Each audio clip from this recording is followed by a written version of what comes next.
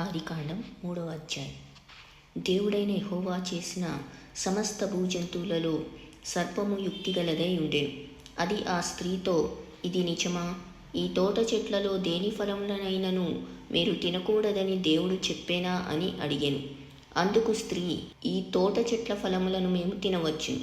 అయితే తోట మధ్యనున్న చెట్టు ఫలములను గూర్చి దేవుడు మీరు చావకుండునట్లు వాటిని తినకూడదనియు వాటిని ముట్టకూడదనియు చెప్పానని సర్పముతో అనెను.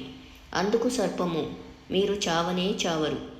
ఏలయనగా మీరు వాటిని తినుదినమున మీ కన్నులు తెరవబడుననియు మీరు మంచి చెడ్డలను ఎరిగినవారై దేవతల వలె ఉందురనియు దేవునికి తెలియనని స్త్రీతో చెప్పగా, స్త్రీ ఆ వృక్షము ఆహారమునకు మంచిదియు కనులకు అందమైనదియు వివేకమిచ్చు రమ్యమైనదియునై ఉండుట చూచినప్పుడు ఆమె దాని ఫలములలో కొన్ని తీసుకొని తిని తనతో పాటు తన భర్తకును ఇచ్చెను.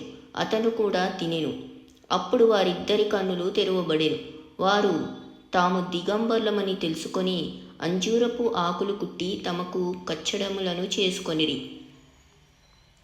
చల్లపూటను ఆదామును అతని భార్యయు తోటలో సంచరించుచున్న దేవుడైన యెహోవా స్వరమును విని దేవుడైన యెహోవా ఎదుటికి రాకుండా తోట చెట్ల మధ్యను దాగుకొనగా, దేవుడైన యెహోవా ఆదామును పిలిచి, నీవెక్కడ ఉన్నావు అనెను. అందుకతడు, నేను తోటలో నీ స్వరము వినినప్పుడు దిగంబర్నిగా ఉంటిని గనుక భయపడి దాక్కొంటిననెను. అందుకాయన, నీవు దిగంబరివని నీకు తెలిపినవాడెవడు? నీవు తినకూడదని నేను నీకాజ్ఞాపించిన వృక్షఫలమును తింటివా అని అడిగాను.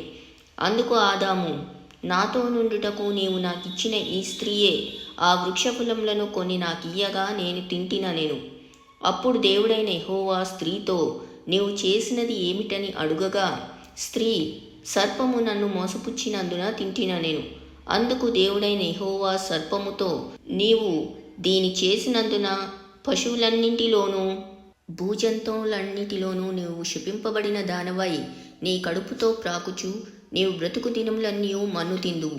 మరియు నీకును స్త్రీకిని నీ సంతానమునకును ఆమె సంతానమునకును వైరం కలుగచేసెదను.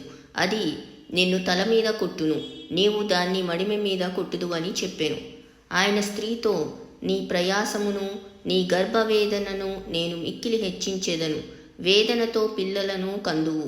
నీ భర్త ఎడల నీకు వాంఛ కలుగును, అతడు నిన్ను ఏలునని చెప్పెను. ఆయన ఆదాముతో, నీవు నీ భార్య మాట విని తినవద్దని నేను నీకు ఆజ్ఞాపించిన వృక్షఫలములు తింటివి గనుక నీ నిమిత్తము నేల శపింపబడి ఉన్నది. ప్రయాసముతోనే నీవు బ్రతుకు దినములన్నీ దాని పంట తిందువు. అది ముండ్ల తుప్పలను గచ్చ పొదులను నీకు మొలిపించును. పొలములోని పంట తిందువు. నీవు నేలకు తిరిగి చేరు వరకు నీ ముఖపు చెమట కార్చి ఆహారం తిందువు. ఏలైనగా నేల నుండి నీవు తీయబడితివి. నీవు మన్నే గనుక తిరిగి మన్నైపోదు అని చెప్పాను. ఆదాము తన భార్యకు హవ్వ అని పేరు పెట్టాను. ఏలయనగా ఆమె జీవం గల ప్రతి వానికిని తల్లి.